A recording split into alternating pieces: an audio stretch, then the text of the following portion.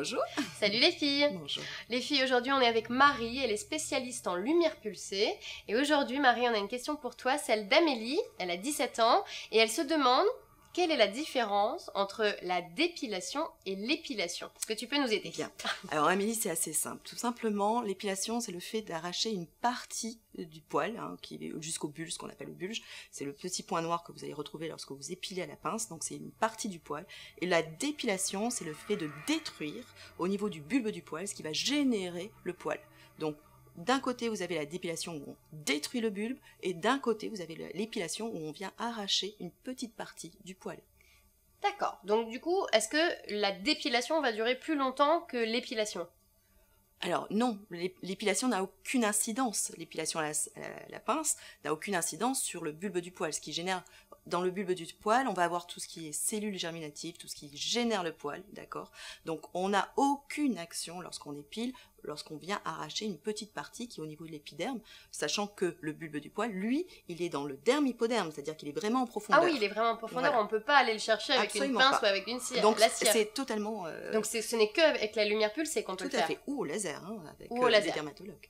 Donc laser ou lumière pulsée Tout à pour fait. la dépilation. Tout à fait. Et donc si on agit justement sur le bulbe, donc le bulbe c'est la naissance du poil, on est d'accord? C'est ce qui... En fait, le bulbe, c'est au départ, en effet, du poil, d'accord?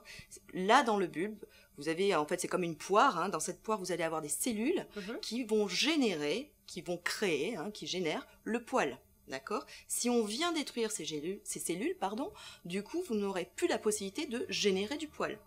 Très Vous bien. voyez la différence? D'où, en fait, finalement, la dépilation, c'est une sorte d'épilation définitive, comme on dit. Complètement.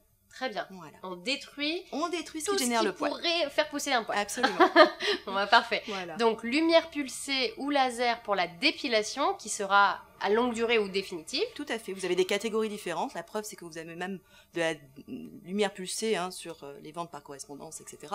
Donc, vous avez plein de catégories différentes. Ici, c'est le seul centre sur la Réunion qui vous garantit ce résultat de dépilation définitive, puisqu'on travaille même sur des forfaits au résultat.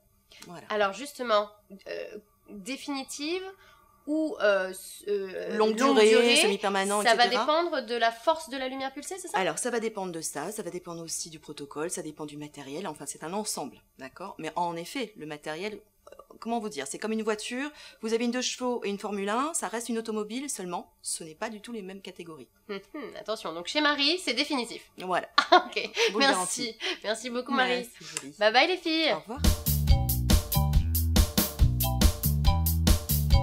Salut les filles. Hello. Bonjour Fabienne. Bonjour Mélanie. Les filles, aujourd'hui on est avec Fabienne qui dirige un institut, un espace beauté et minceur. Et on a une question pour toi, c'est celle de Céline. Elle a 24 ans et elle se demande est-ce que c'est vraiment efficace le lipomodelage? Alors déjà Fabienne, qu'est-ce que le lipomodelage? Je ne connais pas. Alors le lipomodelage, c'est un soin corps Oui. mécanique qui va se pratiquer avec un appareil et qui va essentiellement traiter la cellulite, La cellulite. ce qu'on n'aime pas du tout. Nous les filles on déteste. Ça agit uniquement sur la cellulite, pas sur la perte de poids. Si je veux perdre du poids, ça marche? Tu perdras pas de poids, tu perdras des centimètres. Oui, au final c'est ce qui est le plus important. Ah carrément. Je m'en fiche du poids sur la balance, mais si je perds des centimètres du tour de cuisse, Tu ou vas du tour de perdre, ventre, voilà, là où on va travailler, tu vas vraiment perdre en centimètres et ta peau sera vraiment beaucoup plus ferme, ton organisme sera vraiment beaucoup plus dynamique. comment ça fonctionne alors? Il s'agit je- d'un palpé roulé mécanique. Donc, Ok, donc faut palper, on pince, on... Voilà, donc là c'est une grosse tête comme ça qui va travailler, qui va pincer tes tissus, qui va faire la stimulation cellulaire vraiment localisée, là où tu en as le plus besoin. C'est visible au bout de combien de séances Fabienne? À partir de 8 séances, c'est vraiment spectaculaire. 8 séances tous les combien? 2 fois par semaine? 2 fois par semaine, 8 séances, et on a une peau ferme. On a déjà une peau nettement plus ferme. Donc après j'imagine que la durée va dépendre aussi Voilà. du problème à traiter. Exactement. Plus Très tu auras bien. de difficultés, plus les séances seront étalées. C'est abordable? Oui, ça reste largement correct. Bon ben voilà, écoute Céline, le lipomodelage c'est pour raffermir ta peau, perdre des tours de graisse, Perdre des du centimètres, volume, ouais. voilà, du Voilà. volume au niveau des cuisses ou de la zone à traiter, et c'est efficace, nous dit Fabienne. Merci Vraiment. beaucoup, Merci. à bientôt les filles. Bonjour les filles. bonjour Christelle. Bonjour Stéphanie. Les filles, j'ai la chance ce soir d'être avec Christelle qui est notre psy secret de fille, notre conseiller conjugal, sexuel, tout quoi, c'est notre meilleure amie, c'est carrément notre meilleure amie. Christelle, j'ai ce soir Isabelle. Isabelle, elle a 25 ans, elle vient d'avoir son premier bébé. Oui. Isabelle, ça fait 1 an. Son bébé, il a 1 an, il fait toujours pas ses nuits. Ah. Donc, à part, tu prends sur toi, à part le fait qu'elle prenne sur elle, quel conseil on peut lui donner? Parce que c'est pas la seule maman qui est en stress, qui en peut plus là, parce que sa fille, elle fait toujours pas ses nuits au bout d'1 an. Ah. Donc elle est crevée, elle est à bout, elle est fatiguée, donc c'est même pas la peine qu'on lui dise tu prends sur toi. Non, là elle va nous envoyer buller. Je pense effectivement Voilà. que si elle nous envoie une question de secret de fille, c'est Au secours! c'est pas pour que tu les répondes, prends sur toi. Alors, qu'est-ce qu'on peut Je répondre? pense qu'elle a essayé jusque-là. C'est ça, voilà. c'est ça. Alors, plein de petites choses. À la fois, ne pas hésiter à dormir dès que c'est possible, même en journée. Voilà, ça. Des souvent- siestes, des Des micro-siestes. Le week-end, enfin dès que c'est possible, D'accord. parce que il y a besoin de repos, il y a besoin de sommeil, l'organisme, la santé, c'est essentiel. Et effectivement, c'est très compliqué d'avoir un bébé qui ne dort pas parce qu'on perd patience, parce que du coup on est sous tension tout le temps. C'est infernal d'être réveillé en permanence par des pleurs, voilà. Donc ensuite, peut-être aussi essayer de le laisser, de le ou là d'ailleurs, son bébé, le laisser pleurer. C'est dur, mais ça peut donner des résultats parce que souvent les mamans vont se culpabiliser de laisser pleurer leur enfant. Elles vont essayer de le consoler très vite, ce qui est tout à leur honneur d'ailleurs, mais en même temps le bébé il a besoin de pleurer, c'est sa façon de s'exprimer. Il n'a pas les mots. D'accord. Il n'a rien pour dire s'il a chaud, s'il a froid, s'il a faim, s'il a mal au ventre ou mal à la tête, Il en a marre. Voilà. Parce que peut-être que lui aussi, il en a marre de pas dormir depuis 1 an. C'est ça. C'est ça. Donc, le laisser pleurer, pas des heures, hein, on s'entend, mais quelques minutes, aller le voir, le réconforter. Ensuite, s'il repleure, le laisser pleurer un peu plus longtemps. C'est un pédiatre qui avait donné ce conseil-là. Je l'ai essayé. Ça fonctionne. C'est vrai. Oui, c'est très difficile. En tant que maman, il faut se tenir comme ça pour ne pas retourner tout de suite voir son bébé et le laisser pleurer d'abord 5 minutes, puis ensuite 10 minutes, et puis d'un seul coup, il dort et petit à petit, il prend l'habitude de se calmer seul. Parce qu'il a aussi besoin de se calmer seul. De trouver les ressources en lui, c'est essentiel pour lui plus tard. C'est souvent ce que je dis aux parents, quand vous laissez votre enfant pleurer, quand vous lui donnez des limites, vous lui donnez les bonnes armes pour affronter la vie. En fait, on le met sur le bon chemin. Exactement. Parce que la vie, c'est des frustrations. Clairement. On peut pas tout avoir. Exactement. Et Mince. de toute façon, il y sera forcément confronté à un moment ou à un autre. Donc, autant faire en sorte qu'il sache que c'est en sécurité, qu'il apprend tout seul à gérer sa tension, son stress, son mal-être, plutôt que de se retrouver beaucoup plus tard à devoir consulter un psy parce qu'il sait pas À ton comment grand faire. plaisir. Ah non. Bon, écoute, je pense que tu es parée pour attaquer une nouvelle année. Donc, première année, ton bébé n'a pas dormi. Maintenant, avec les conseils de Christelle, les précieux conseils de Christelle, une nouvelle vie va commencer. Tu vas pouvoir dormir. Et puis, peut-être lui aussi, il est fatigué. Ben oui, puis ne pas hésiter, si c'est possible, à ce que papa prenne le relais. Ouais, si c'est possible. Si c'est possible. Voilà. Les filles, merci beaucoup. Christelle, merci de ton aide. Salut les filles! Bonjour. Salut Elodie! Bonjour. Les filles, aujourd'hui on est avec Elodie, elle est esthéticienne. Ça tombe très bien Elodie parce que tu vas pouvoir conseiller Coralie. Coralie m'écrit qu'elle aimerait refaire toute sa trousse de toilette, elle a plus rien. Qu'est-ce que tu lui conseilles comme produit, comme soin du corps et du visage? Et du visage. Alors, pour commencer donc les soins du visage, ça serait bien de commencer par un nettoyant visage matin et soir. Alors un nettoyant, ça peut être quoi? Un gommage, Ça peut être, une mousse? alors, ça peut être une mousse nettoyante ou plutôt un lait démaquillant avec une lotion démaquillante en fait. Alors ça c'est plus pour se démaquiller le soir? Voilà, ou c'est on pour se nettoyer le visage en fait. Là, avant de faire ses soins, on nettoie son visage dans un premier temps. Et est-ce que le matin au réveil on se démaquille? Oui, on peut le faire également le matin. D'accord. Donc un démaquillant et une lotion.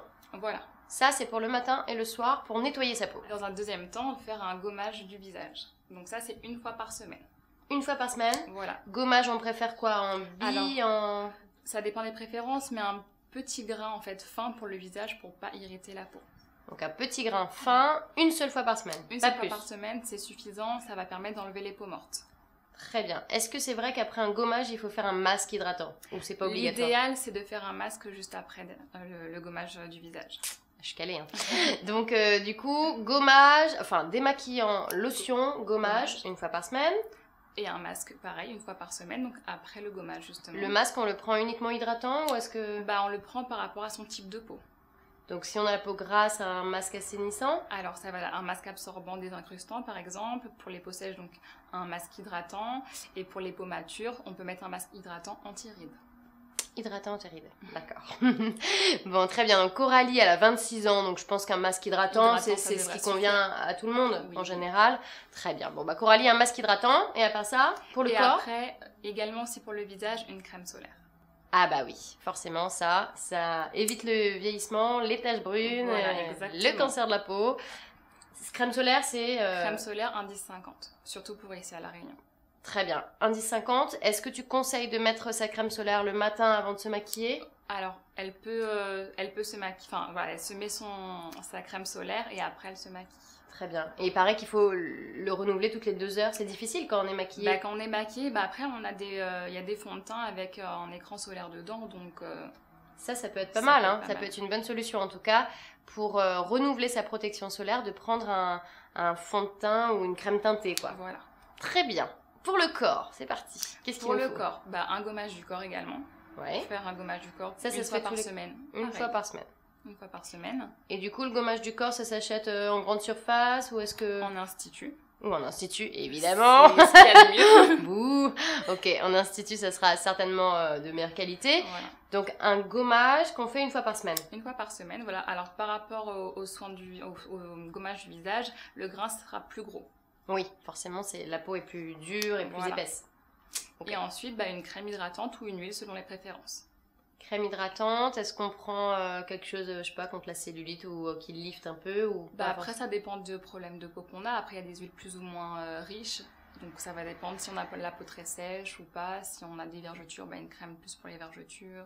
Et si on veut choisir des choses naturelles, qu'est-ce qu'on prend comme huile plutôt pour le corps? Amande douce, argan, Voilà, qu'est-ce qu'on l'huile choisit? d'argan, amande douce, avec certaines huiles essentielles pour les odeurs. Bah voilà, on a tout ce qu'il nous faut. C'est sûr? Oui. On n'a rien oublié? Bon, merci beaucoup, Elodie. De rien. Bah voilà, Coralie, t'es parée pour les vacances, ta trousse de toilette est au top. On te fait de gros bisous. Les filles, si vous avez des questions comme Coralie, vous n'hésitez pas. Le site internet www.secretfille.tv ou bien la page fan. À très vite. Au revoir. Salut les filles, bonjour Laurent. Bonjour. Les filles, aujourd'hui on est avec Laurent, il est directeur d'un guide de réduction et de cartes de réduction également, dans tous les domaines, un petit peu restaurant, hôtellerie, loisirs, commerce, de quoi se faire plaisir. Exactement. Alors Laurent, aujourd'hui ça tombe bien parce qu'on a une question pour toi, c'est celle de Noémie, elle a 24 ans, et elle se demandait si c'était vraiment rentable ce genre de guide ou de carte de réduction. Alors, effectivement, c'est rentable, on va le dire directement. Je confirme. Disons que, voilà, sur le principe, une personne qui va l'utiliser 1 ou 2 fois dans l'année, ça va déjà être rentabilisé, en fait.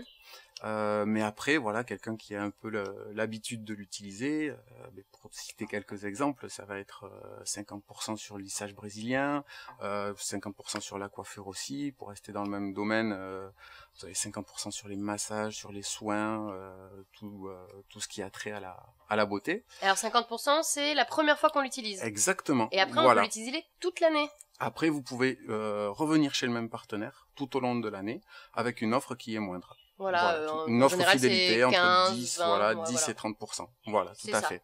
Donc du coup, en 2 fois ou en 3 fois, il est déjà rentabilisé. Largement, oui, tout à fait. Donc c'est un investissement qui est rentabilisé. Et après, plus on l'utilise et plus il est rentable. Exactement, puisqu'après, c'est plus de savoir si c'est rentable ou pas, mais de savoir combien on fait d'économies tout au long de l'année, puisque ça se chiffre vraiment en centaines d'euros.